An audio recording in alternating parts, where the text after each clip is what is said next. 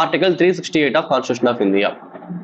Article 368 என்ன சொல்லுது அப்படின்னா, அமெண்ட்மெண்ட் ஆஃப் த கான்ஸ்டிடியூஷன். அந்த ஷார்ட் டைட்டில் சொல்றேன். Power of the parliament to amend the constitution and procedure thereof. Power of the parliament to amend the constitution and procedure thereof. இதுவே ஆக்சுவலா பாத்தீங்க அப்படின்னா இந்த ஷார்ட் டைட்டிலே வந்து 24th amendment act 1971 மூலியமா தான் இதை வந்து பேர் மாத்துறாங்க. இதுக்கு முன்னாடி என்ன இருந்தது அப்படின்னா, procedure for the amendment of the constitution அவ்வளவுதான் இருந்தது. Procedure for the amendment of the constitution அப்படின்னு சொல்லி இருந்த அந்த short title power of parliament to amend the constitution and procedure thereof அப்படின்னு சொல்லி மாத்திட்டாங்க.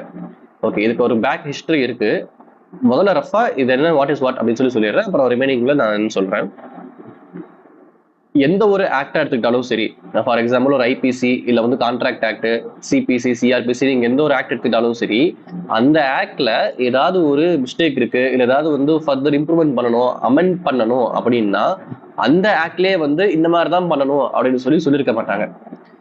ஆனா கான்ஸ்டிடியூஷன் பொறுத்த வரைக்கும் கான்ஸ்டிடியூஷனை அமெண்ட்மெண்ட் பண்ணணும் அப்படின்னா இப்படிதான் பண்ணணும், இது மாதிரி தான் செய்யணும் அப்படின்னு சொல்லிட்டு ரூல்ஸ் கொடுத்துருக்காங்க.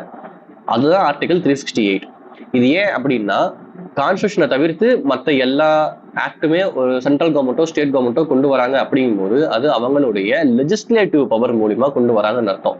ஜென்ரலாவே பார்லிமெண்ட்டுக்கும் சரி இல்ல ஸ்டேட் லெஜிஸ்லேச்சருக்கும் சரி அவங்களுக்குன்னு சொல்லி லெஜிஸ்லேட்டிவ் பவர்னு இருக்கும். அவங்க எல்லாருமே கூடுறாங்களே, அவை கூடுது இல்லையா? ஸோ அந்த அவை கூடும்போது அவங்களுக்கு இன்ஹரண்டாவே இருக்கக்கூடிய பவர் தான் இந்த legislative power.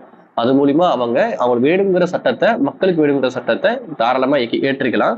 Directive principles of state policy என்ன சொல்லியிருக்கோ அதை ரிலேட் பண்ற மாதிரி தாராளமா ஏற்றிக்கலாம். இது வந்து legislative power of the parliament இல்ல ஸ்டேட் லெஜிஸ்லேச்சர்.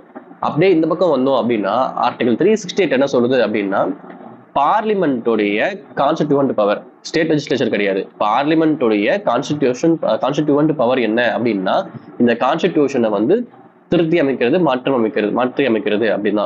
சரி, ஓகே, அப்போ இந்த த்ரூ ஆஃப் த கான்ஸ்டிடியூஷனை வந்து பார்லிமெண்டால மாற்ற முடியுமா அப்படின்னா, ஆர்டிகல் 368 என்ன சொல்லுது அப்படின்னா, இந்த கான்ஸ்டிடியூஷன்ல இருக்கக்கூடிய எந்த ஒரு ப்ரொவிஷனா இருந்தாலுமே மாற்றுறதுக்கான பவர் வந்து பார்லிமெண்ட் கிட்டே இருக்கு அப்படின்னு சொல்லுது. இதுல ஃபர்ஸ்ட் கிளாஸ் என்ன சொல்லுது அப்படின்னா, amendment by way of addition, variation, repeal. Amendment by way of addition, variation, repeal. ஒன்னா புதுசா ஒரு ஆர்டிகிளை நம்மளால இணைக்க முடியும், இல்லையா இருக்கிற ஆர்டிகிளையே நம்மளால வந்து கொஞ்சம் மாறுதல் பண்ண முடியும், இல்லையா இருக்கிற ஆர்டிகிளை நம்மளால ரிப்பீல் பண்ண முடியும், சேர்க்க முடியும், எடுக்க முடியும், இல்ல மாற்றம் செய்ய முடியும். மாற்றம் மீன்ஸ் வேரியேஷன் தான், அது ரிப்ளேஸ்மெண்ட் கிடையாது. சரிங்களா? நம்ம கான்ஸ்டிடியூஷன்ல வந்து ஃபார் எக்ஸாம்பிள் ஆர்டிகல் 200 இருக்கு வச்சுக்கோங்க. ஆர்டிகல் 200 எடுத்துட்டு வேற ஒரு ஆர்டிகல் அந்த இடத்துல வைக்க மாட்டாங்க. இருக்கிற ஆர்டிகல்லையே அதோட மீனிங் கொஞ்சம் மாத்திர மாதிரி வேரியேஷன் மட்டும் தான் சேஞ்ச் பண்ணுவாங்க. ஒரு சில சென்டென்ஸ் சேஞ்ச் பண்ணணும், ஒரு சில ப்ரொசீஜர் அதுக்குள்ள சேஞ்ச் பண்ணணும் அப்படின்னா மட்டும் தான் பண்ண முடியுமே தவிர அந்த ஆர்டிகல் அப்படியே தூக்கிட்டு வேற ஒரு ஆர்டிகலை வேற மீனிங்ல வர்ற மாதிரி ஒரு ஆர்டிகல் அந்த ஃபிக்ஸ் பண்ண முடியாது. அதுதான் ஆர்டிகல் 368 கிளாஸ் 1 சொல்லுது. ஸோ அமெண்ட்மெண்ட் செய்யணும், கான்ஸ்டிடியூஷன்ல இருக்கக்கூடிய ப்ரொவிஷன் எதையோ ஒன்று நம்ம அமெண்ட்மெண்ட் செய்யணும் அப்படின்னா கான்ஸ்டிடியூஷன்லயே பவர் கொடுத்துருக்கு, இப்படிதான் நீங்க செய்யணும், வேற எப்படியுமே செய்யக்கூடாது அப்படின்னு சொல்லிட்டு இருக்கு. அதுதான் ஆர்டிகல் 368. சரி, இந்த அமெண்ட்மெண்ட் எப்படி பண்ண முடியும் அப்படின்னா, either house of the parliament, அதாவது ராஜ்யசபா இல்ல லோக்சபா, இந்த ரெண்டு ஹவுஸ்ல ஏதோ ஒரு ஹவுஸ்ல வந்து இனிஷியேட் பண்ணுவாங்க. எப்படி இனிஷியேட் பண்ணுவாங்க அப்படின்னா, அந்த ஹவுஸ்ல இருக்கக்கூடிய மெம்பர் வந்து அமெண்ட்மெண்ட் பில்ல பாஸ் பண்ணணும். அப்ப எப்படி பாஸ் பண்ணுவாங்க? ஃபார் எக்ஸாம்பிள், இப்போ ராஜ்யசபா மூலியமா ஒரு அமெண்ட்மெண்ட் வந்து பாஸ் பண்ணணும்னு நினைக்கிறாங்க அப்படின்னா அந்த மெம்பர்ஸ் என்ன பண்ணணும்னா ஸ்பெஷல் மெஜாரிட்டி மூலியமா அந்த அமெண்ட்மெண்ட்டை பாஸ் பண்ணணும். ஸ்பெஷல் மெஜாரிட்டினா என்ன அப்படின்னா, இருக்கக்கூடிய ஒட்டுமொத்த மெம்பர்ஸ்ல 2ல் 3 பேர் வந்து பிரசன்ட் ஆயிருக்கணும். சாரி, 3ல் 2 பேர் பிரசன்ட் ஆயிருக்கணும். இருக்கக்கூடிய மெம்பர்ஸ்ல 3ல் 2 பேர் பிரசன்ட் ஆயிருக்கணும். அதுல ஓட்டு போடும்போது ஒட்டுமொத்தமா இருக்கக்கூடிய அந்த ஹவுஸோடைய மெம்பர்ஷிப்ல பாதிக்கு மேல வந்து ஓட்டு போட்டுருக்கணும். ஃபார் எக்ஸாம்பிள், ராஜ்யசபால வந்து ஒட்டுமொத்தமா வந்து 250 மெம்பர்ஸ் இருக்காங்க. அந்த 250 பேர்ல 2/3, 3ல் 2 பங்கு அப்படின்னா கிட்டத்தட்ட 180 பேர். ஸோ 160 பேர். இந்த கிட்டத்தட்ட 160 பேருக்கு மேல கண்டிப்பா பிரசன்ட் ஆயிருக்கணும். 160 பேருக்கு மேல பிரசன்ட் ஆகி இருந்து அவங்க ஓட்டு போடும்போது 250ல பாதி எத்தனை? 125. ஸோ 125க்கு மேல அதை அப்ரூவ் பண்ணிருக்கிறோம். நான் மறுபடியும் சொல்றேன், ராஜ்யசபால வந்து அமெண்ட்மெண்ட் பில்ல பாஸ் பண்ணணும்னு நினைக்கிறாங்க அப்படின்னா ஒட்டுமொத்தமா ராஜ்யசபாவுடைய மெம்பர்ஷிப் என்ன அப்படின்னா 250. அந்த 250ல 2/3% இருக்கணும். 2/3 அப்படிங்கிறது என்னன்னா நியர்லி 160க்கு மேல. ஸோ 160க்கு மேல மெம்பர்ஸ் வந்து பிரசன்ட் ஆகி இருக்கணும். அதுல ஓட்டு போடும்போது 250ல பாதி 125க்கு மேல வந்து அதை அக்செப்ட் பண்ணியிருக்கணும். ஸோ அப்படி அக்செப்ட் பண்ணியிருந்தா மட்டும்தான் அந்த கான்ஸ்டிடியூஷன் பில் வந்து அந்த ஹவுஸ்ல பாஸ் ஆகும். இது இந்த ராஜ்யசபால பாஸ் ஆயிட்டு அடுத்து அப்படியே லோக்சபாவுக்கு வரும்.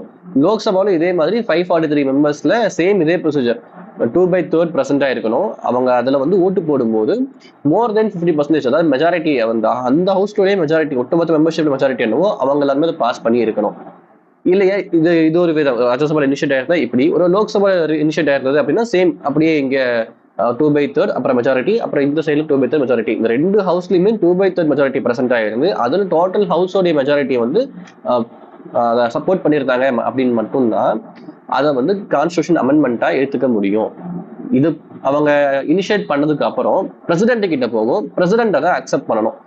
அதுக்கடுத்து வந்து கான்ஸ்டியூஷன் அமெண்ட்மெண்ட் அப்படிங்கிறது அமெண்ட் ஆயிடுது. ஓகே, இப்போ கான்ஸ்டியூஷன் பொறுத்த வரைக்கும் இன்னொரு ஸ்பெஷல் மெஜாரிட்டியும் இருக்கு. இது என்ன அப்படின்னா, நான் முதல்ல சொன்னது வந்து கான்ஸ்டிடியூஷன்ல இருக்கக்கூடிய ப்ரொவிஷன்ஸ் வந்து எதா இருந்தாலுமே அமெண்ட்மெண்ட் பண்ணணும் அப்படின்னா தாராளமா நான் சொன்ன இந்த ஸ்பெஷல் மெஜாரிட்டி மூலியமா அப்புறம் பிரசிடென்டோடைய அசன்ட் மூலியமா அமெண்ட்மெண்ட் பண்ணிக்கலாம். இது ஒண்ணு. ஃபெடரல் ஸ்ட்ரக்சர் ஆஃப் த கான்ஸ்டிடியூஷனை வந்து கை வைக்கிற மாதிரி ஏதாவது ஒரு ப்ரொவிஷன் இருந்தது அப்படின்னா அந்த ப்ரொவிஷனை நம்ம எப்படி அமெண்ட்மெண்ட் பண்ணலாம் அப்படின்னா, முதல்ல ஃபெடரல் ப்ரொவிஷன் ஃபெடரல் ஸ்ட்ரக்சர் என்னன்னு பார்த்துக்கலாம். நம்ம இந்தியா பொறுத்த வரைக்கும் நமக்கு தெரியும் இது ஒரு குவாசி ஃபெடரல் கவர்மெண்டா இருக்கு. இங்க குவாசி ஃபெடரல் ஸ்டேட்ஸா வந்து நம்ம கவர்மெண்டா ஸ்டேட்டா வந்து நம்ம கான்ஸ்டியூஷன் சொல்லி இருக்கு. எப்படி அப்படின்னா ஒவ்வொரு இண்டிவிஜுவல் ஸ்டேட்டும் இருக்கு. தமிழ்நாடு, கேரளா, ஆந்திரான்னு சொல்லி இண்டிவிஜுவல் ஸ்டேட்டும் இருக்கு இல்லைங்களா. ஸோ நம்ம எல்லாருமே கிட்டத்தட்ட ஃபெடரல் நேச்சர்ல இருக்கும். இந்த ஃபெடரல் நேச்சருக்கு ஏதாவது அஃபெக்ட் பண்ற மாதிரியான ஒரு ப்ரொவிஷனை வந்து கான்ஸ்டிடியூஷன்ல பார்லிமெண்ட் கொண்டு வருது, அந்தந்த ஸ்டேட் லெஜிஸ்லேச்சருக்கு அந்த ஸ்டேட்டுக்கு வந்து ஒரு டிஸ்டர்ப் பண்ற மாதிரி இல்லை வந்து ஒரு அநீதி இழைக்கிற மாதிரியான ஏதோ ஒரு சம்திங் ஒரு விஷயத்தை கொண்டு வராங்க பார்லிமெண்ட் அப்படின்னா கான்ஸ்டிடியூஷன்ல அதை வந்து ஸ்டேட் லெஜிஸ்லேச்சர்ஸும் அக்செப்ட் பண்ணணும். ஓகே, நாங்கள் ஏற்றுக்கிறோம், இது எங்களுக்கு எந்த பிரச்சனையுமே இல்லை அப்படின்னு சொல்லி ஏற்றுக்கணும். அந்த மாதிரி இருந்தால் மட்டும்தான் அதை வந்து கொண்டு வர முடியும். இதுதான் ஃபெடரல் ஸ்ட்ரக்சர் அப்படின்னு சொல்லி சொல்றாங்க. இது என்னன்னு சொல்ற பாருங்க.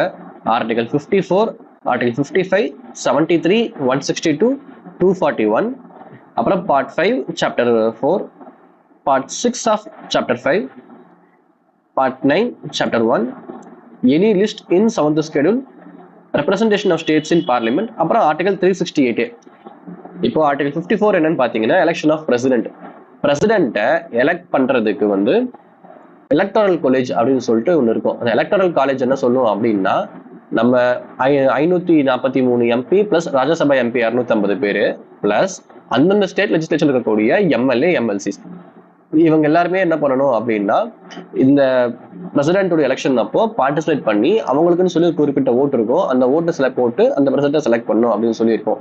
ஸோ இந்த விஷயத்துல ஏதாவது வந்து ஒரு சேஞ்ச் கொண்டு வராங்க அப்படின்னா அப்போ வந்து அந்தந்த ஸ்டேட்டுக்கு எல்லா ஸ்டேட்டுக்குமே வந்து லெஜிஸ்லேச்சர் இருக்கு இல்லைங்களா, அங்கேயும் அந்த சேஞ்சஸை பிரசிடென்டோடைய அசன்ட்டுக்கு முன்னாடி அனுப்பி வைக்கணும். அப்போ அந்த ஸ்டேட் அந்த விஷயத்த அக்செப்ட் பண்ணணும். அதை அக்செப்ட் பண்ணி அவங்க மறுபடியும் ரிட்டர்ன் பார்லிமெண்ட்டுக்கு சொன்னாங்க அப்படின்னா தான் அவங்க வந்து பார்லிமெண்ட் வந்து பிரசிடென்ட்டுக்கு அதை மறுபடியும் அசன்ட்டுக்கு அனுப்ப முடியும். ஸோ இந்த மாதிரி ஸ்டேட் லெஜிஸ்லேச்சர்ல ஓவராலா இந்த எத்தனை ஸ்டேட் இருக்கோ அத்தனை ஸ்டேட்லயும் பாதிக்கு மேல இருக்கக்கூடிய ஸ்டேட்ஸ் வந்து அதை அக்செப்ட் பண்ணணும். அப்படி அக்செப்ட் பண்ணா மட்டும்தான் இது வந்து ஸ்பெஷல் மெஜாரிட்டி மூலியமா பிரசிடென்டோட அசன்ட்டுக்கு போகும். அதே மாதிரி மேனர் ஆஃப் எலெக்ஷன் ஆஃப் பிரசிடென்ட்டை வந்து எப்படி நம்ம எலெக்ட் பண்ணணும் அப்படின்னு சொல்லிட்டு ஆர்டிகல் 55 சொல்லுது. அதுலயும் ஏதாவது சேஞ்ச் பண்ணணும்னு நினைச்சாங்க அப்படின்னாலோ இல்ல ஆர்டிகல் 73, 162 கீழே extent of executive power of union and state. So யூனியனுடைய எக்ஸிக்யூட்டிவ் பவரும் இல்லை ஸ்டேட்டுடைய எக்ஸிக்யூட்டிவ் பவரும் ஒரு சர்டன் ஸ்டேஜ்ல வரைக்கும் எக்ஸ்டென்ட் ஆகும் அப்படின்னு சொல்லி ஆர்டிகல் 73, 162 சொல்லியிருக்கு. ஸோ அந்த விஷயத்துல ஏதாவது அமெண்ட்மெண்ட் கொண்டு வரணும் அப்படின்னு நினைச்சாலுமே கூட அந்த பார்லிமெண்ட் என்ன பண்ணணும்னா எல்லா ஸ்டேட் லெஜிஸ்லேச்சருக்கும் ஒரு ராட்டிஃபிகேஷன் சொல்லி சொல்லுவோம். இதை இந்த ராட்டிஃபிகேஷனுக்காக அனுப்பி வைக்கணும். அந்த ராட்டிஃபிகேஷன் மூலியமா ஒட்டுமொத்த ஸ்டேட்லையும் இந்த இருக்கக்கூடிய எல்லா ஸ்டேட்ஸ்லயுமே பாதிக்கு மேல ஸ்டேட்ஸ் வந்து இதை அக்செப்ட் பண்றாங்க அப்படிங்கும் போது தான் பிரசிடென்ட் மூலியமா அசன்ட்டுக்கு போய் இது வந்து அமெண்ட்மெண்ட்டுக்கு கொண்டு வர முடியும். அடுத்த ஆர்டிகல் 241 எதை பத்தி சொல்லுது அப்படின்னா யூனியன் டெரிட்டரிக்கான ஹை கோர்ட். இப்போ ஃபார் எக்ஸாம்பிள் நம்ம தமிழ்ல பாண்டிச்சேரிக்கு பார்த்தோம் அப்படின்னா பாண்டிச்சேரி யூனியன் டெரிட்டரி, அதுக்குன்னு சொல்லிட்டு தனியா ஹை கோர்ட்லாம் கிடையாது. நம்ம மெட்ராஸ் ஹை கோர்ட்டை தான் வந்து அவங்க யூஸ் பண்ணிட்டு இருக்காங்க. ஸோ இதுல ஏதாவது சேஞ்சஸ் பண்ணணும்னு நினைச்சவங்க கூட அவங்க இப்படிதான் பண்ணணும் அப்படின்னு சொல்றாங்க. அடுத்து பார்ட் 5 சாப்டர் 4, பார்ட் 6ல இருக்கக்கூடிய சாப்டர் 5, பார்ட் 9ல இருக்கக்கூடிய சாப்டர் 1. இதெல்லாம் எதை பத்தி பேசுது அப்படின்னா union judiciary, high courts of state, அடுத்து legislative relations, distribution of legislative power. So distribution of legislative power இந்த state list, central list, concurrent list இருக்கு இல்லையா, இந்த விஷயம். அப்புறம் எனி லிஸ்ட் இன் ஸ்கெடியூல் 7, இதுதான் state list, central list, concurrent list. So part 9ம் சரி, ஸ்கெடியூல் 7ம் சரி, ரெண்டுமே வந்து இந்த லிஸ்ட் பற்றி தான் பேசுது. அடுத்து representation of states in parliament. பார்லிமெண்ட்ல ஸ்டேட்டோட ரெப்ரசன்டேஷன் பத்தி ஏதாவது அமெண்ட்மெண்ட் பண்ணணும் அப்படின்னாலும், ஃபார் எக்ஸாம்பிள் தமிழ்நாடுக்கு இப்போ வந்து 40 மெம்பர்ஸ் இருக்காங்க, 39 மெம்பர்ஸ் இருக்காங்க இங்கன்னா பார்லிமெண்ட்ல. அந்த 39 மெம்பர்ஸ் வந்து ஏதாவது சேஞ்ச் பண்ணணும், 40 மாற்றணும், இல்லை வந்து 100 மாற்றணும், இல்லை 20 குறைக்கணும், இந்த மாதிரி எந்த விஷயமா இருந்தாலும் சரி அதுக்குமே ராட்டிபிகேஷன் பண்ணி தான் ஆகணும் அப்படின்னு சொல்றாங்க. அப்புறம் ஆர்டிகல் 368லயே ஏதாவது அமெண்ட்மெண்ட் செய்யணும் அப்படின்னாலும் கூட ராட்டிபிகேஷன் செய்யணும். நான் மறுபடியும் சொல்றேன், இந்த மாதிரி நான் சொன்ன இந்த 11 பாயிண்ட்டுக்கு ஏதாவது ஒரு அமெண்ட்மெண்ட் செய்யணும், கான்ஸ்டியூஷன்ல ஏதாவது அமெண்ட்மெண்ட் செய்யணும் அப்படின்னா கான்ஸ்டியூஷன் அமெண்ட்மெண்ட் செய்யறதுக்கு முன்னாடி பார்லிமெண்ட் அந்தந்த ஸ்டேட்டுக்கு ராட்டிபிகேஷன் அனுப்பணும். ராட்டிபிகேஷன் அப்படின்னா என்னன்னா, ஒட்டுமொத்தமா இந்தியாவில் எத்தனை ஸ்டேட்ஸ் இருக்கோ அத்தனை ஸ்டேட்ஸ்ல பாதிக்கு மேல இருக்கக்கூடிய ஸ்டேட் லெஜிஸ்லேச்சர்ஸ் அதை அக்செப்ட் பண்ணும். ஓகே, இந்த மாதிரி அமெண்ட்மெண்ட்டை நாங்களும் ஏத்துக்கிறோம்னு சொல்லி அவங்க அக்செப்ட் பண்ணாங்கன்னா மட்டும்தான் பிரசிடென்டோட அசென்ட்டுக்கு போகும். அப்பதான் அந்த கான்ஸ்டியூஷன் அமெண்ட்மெண்ட் ஆக்டா மாறும். அப்படி இல்லைன்னா அதை வந்து அமெண்ட்மெண்ட் பண்ண முடியாது, இந்த விஷயத்தை அமெண்ட் பண்ணவே முடியாது அப்படின்னு சொல்லிட்டு கான்ஸ்டியூஷன்லேயே மென்ஷன் பண்ணியிருக்காங்க. இதை தவிர்த்து பேசிக் ஸ்ட்ரக்சர் ஆஃப் கான்ஸ்டியூஷன் அப்படின்னு சொல்லிட்டு Kesavananda Bharati versus state of கேரளால நம்ம சுப்ரீம் கோர்ட் டிசைட் பண்ணியிருப்பாங்க. இந்த கான்ஸ்டியூஷனுக்குன்னு சொல்லி பேசிக் ஸ்ட்ரக்சர்னு இருக்கு, அதை வந்து மாற்றம் செய்யாம நம்ம எதை வேணாலும் அமெண்ட்மெண்ட் பண்ணிக்கலாம் அப்படின்னு சொல்லிட்டு இந்த கேஸ்ல டிசைட் பண்ணியிருப்பாங்க. அந்த விஷயமும் நம்ம வந்து கன்சிடர் பண்ணிக்கணும் கூடவே. ஆனா கொஸ்டின் என்ன அப்படின்னா ஆர்டிகல் 368 தான் கொஸ்டின் அப்படிங்கிறதுனால நம்ம அந்த கொஸ்டினுக்கு உண்டான மாதிரி அந்த ப்ரொவிஷன்ல என்ன இருக்கோ அதை மட்டும் ஓரளவுக்கு நம்ம எழுதினாலே போதும். அதை தாண்டி வெளியே எதுவும் எழுத வேண்டாம். அப்படி எழுதிதான் ஆகணுங்கிற சூழ்நிலை இருந்துச்சு அப்படின்னா இந்த பேசிக் ஸ்ட்ரக்சரை பத்தி ஒரு பாயிண்ட் 2 பாயிண்ட்ஸ் எழுதினாலே இந்த 4 மார்க்குக்கு இதே போதுமா இருக்கும். அடுத்து இன்னொன்னு என்ன சொல்றாங்க அப்படின்னா ஆர்டிகல் 13 மூலியமா இந்த எந்த ஒரு ஆர்டிகல் 13 என்ன சொல்லுது அப்படின்னா, ஒரு லா இனிஷியேட் பண்றாங்க, அந்த லா வந்து ஃபண்டமெண்டல் ரைட்ஸ்க்கு வயலேட் ஆகிற மாதிரி இருந்தது அப்படின்னா அந்த லாவே வந்து வாய்டுன்னு சொல்லிடுறோம் இல்லையா. ஆனா இந்த கான்ஸ்டியூஷன் அமெண்ட்மெண்ட் ஆக்டும் ஒரு லா தான், அது ஏதாவது ஃபண்டமெண்டல் ரைட்ஸை வயலேட் பண்ற மாதிரி கான்ஸ்டியூஷன்ல அமெண்ட்மெண்ட் பண்ணுது அப்படின்னா என்ன பண்ணலாம் அப்படின்னு சொல்லி ஒரு கொஸ்டின் வரும்போது இந்த ஆர்டிகல்ல இந்த ஆர்டிகல் 368 என்ன சொல்றாங்க அப்படின்னா ஆர்டிகல் 13 பொறுத்த வரைக்கும் அப்ளிகபிள் ஆகாதுன்னு சொல்லிட்டாங்க. ஸோ ஃபண்டமெண்டல் ரைட்ஸை வயலேட் பண்ற மாதிரியே கான்ஸ்டியூஷனை வந்து நம்ம ஏதாவது அமெண்ட்மெண்ட் பண்றோம் அப்படின்னாலும் கூட பேசிக் ஸ்ட்ரக்சர் டாக்டரினை அஃபெக்ட் பண்ணாத வரைக்கும் தாராளமா நம்ம வந்து கான்ஸ்டியூஷனை அமெண்ட்மெண்ட் பண்ணிக்க முடியும் அப்படிங்கிறது இந்த ஆர்டிகல்லையும் சொல்லியிருக்காங்க. அடுத்து முக்கியமான விஷயம் என்ன அப்படின்னா இதுல கிளாஸ் 4 and 5 சொல்லி 2 இருக்கு. கிளாஸ் 4 என்ன சொல்லுது அப்படின்னா ஜுடிஷியல் ரிவ்யூ பண்ணக்கூடாதுன்னு சொல்லுது. Amendment shall not question in any court, that is no judicial review. Judicial review அப்படிங்கிறதே வந்து கூடாது அப்படின்னு சொல்லிட்டு கிளாஸ் 4ல சொல்லியிருக்கு. இதை இந்த ஆர்டிகல் 368 மூலியமா நான் கான்ஸ்டியூஷன் ஏதாவது அமெண்ட்மெண்ட் பண்றாங்க அப்படின்னா அந்த விஷயத்த கோர்ட்ல ஜுடிஷியல் ரிவ்யூ பண்ணக்கூடாது அப்படின்ட்டும் 5th கிளாஸ் என்ன சொல்லுது அப்படின்னா parliament have no limitation to amend the constitution. அதாவது பார்லிமெண்ட் வந்து என்ன வேணாலும் வந்து அமெண்ட்மெண்ட் பண்ணிக்கலாம். இந்த பேசிக் ஸ்ட்ரக்சர் டாக்டரின் அந்த டாக்டரின் இந்த டாக்டர் அதெல்லாம் எதுவுமே இல்லை, என்ன வேணாலும் கான்ஸ்டியூஷன் அமெண்ட்மெண்ட் பண்ணிக்கலாம் அப்படின்னு சொல்லிட்டு கிளாஸ் 5. ஸோ இந்த 4 வந்து ஜுடிஷியல் ரிவ்யூ கிடையாது, ஆர்டிகல் 5 வந்து லிமிடேஷனே கிடையாது, எப்படி வேணா அமெண்ட் பண்ணிக்கலாம் அப்படின்னு சொல்லி இந்த 2 ப்ரொவிஷன் இருக்கு.